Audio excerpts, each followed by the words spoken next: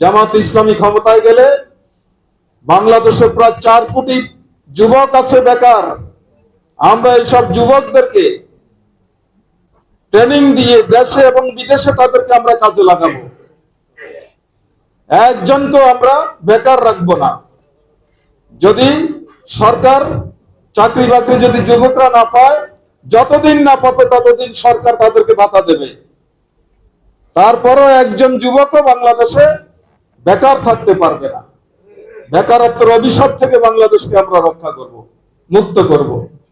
জামাত ইসলামী ক্ষমতায় গেলে নারীর অধিকারকে আমরা নিশ্চিত করব।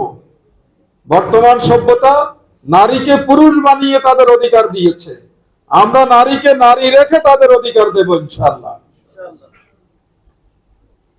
নারীদেরকে ইসলাম মায়ের মর্যাদা দিয়েছে, বোনের মর্যাদা দিয়েছে, স্ত্রীর মর্যাদা দিয়েছে। জামাত ইসলামী ক্ষমতায় গেলে নারীরা তাদের সেই অধিকার অবাধে গ্রহণ করতে পারবে।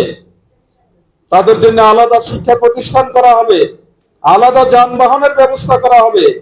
তাদের উপরে কোনো নির্যাতন চলবে না, তাদেরকে ইফটিজিং এর শিকার হতে হবে না। তাদেরকে তাদের ইজ্জত আবরুর সম্মান মর্যাদা দিয়েই তারা এদেশে বসবাস করতে পারবে। একটু সামান্য নমুনা আপনারা দেখছেন না ডাকসু নির্বাচনে, যে সেখানে উলঙ্গ মেয়েরা যারা বোরকা পরে না, ওড়না বুকে দেয় না, সেই নারীরা পর্যন্ত বলছে যে ছাত্র শিবিরের কাছে আমরা নিরাপত্তা বোধ করি, আর অন্যান্য দলের ছেলেদের কাছে গেলে আমাদের কাছে ভয় লাগে। তো জামাত ইসলামী ক্ষমতায় গেলে এই ধরনের নারী বান্ধব একটি সমাজ আমরা কায়েম করবো ইনশাআল্লাহ। জামাত ইসলামী ক্ষমতায় গেলে অমুসলিমরা এখন যেভাবে তাদের ধর্মকর্ম করতে পারে, এর চেয়েও আরো বেশি তারা তাদের স্বাধীনভাবে নির্দ্বিধায় তাদের ধর্মকর্ম করতে পারবে। তাদের ধর্মের উপরে কেউ হস্তক্ষেপ করবে না, তাদের মন্দিরে কেউ আক্রমণ করবে না, তাদের দোকানপাট কেউ লুট করবে না। তারা শান্তিতে, স্বস্তিতে, নিরাপত্তায় সব ধরনের মৌলিক অধিকার ভোগ করে তারা জামাত ইসলামী ক্ষমতায় গেলে তারা চলতে পারবে ইনশাআল্লাহ। আপনার 71 সাল থেকে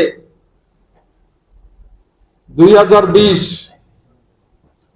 পর্যন্ত এই সময়ে বাংলাদেশে অমুসলিমদের উপরে যে জুলুম নির্যাতন হয়েছে, এই ঘটনাগুলো একটা হিন্দু সংস্থা জরিপ করেছে। জরিপ করে তারা দেখেছে যে 80% ঘটনা ঘটাইছে আওয়ামী লীগ, আর অন্যান্য দল 20% ঘটিয়েছে। আর জামাত ইসলামী এই সময়ের মধ্যে জামাত ইসলামীর একটি ঘটনা এরকম ঘটনায় যার মধ্য দিয়ে অমুসলিমদের উপর আঘাত আসবে। সুতরাং জামাত ইসলামী ক্ষমতায় গেলে সব ধরনের অধিকার নিশ্চিত করা হবে। কৃষক, শ্রমিক, মজুর, মেহনতি মানুষ, আলেম ওলামা, পীর মাশায়েখ, সর্বস্তরের জনগণকে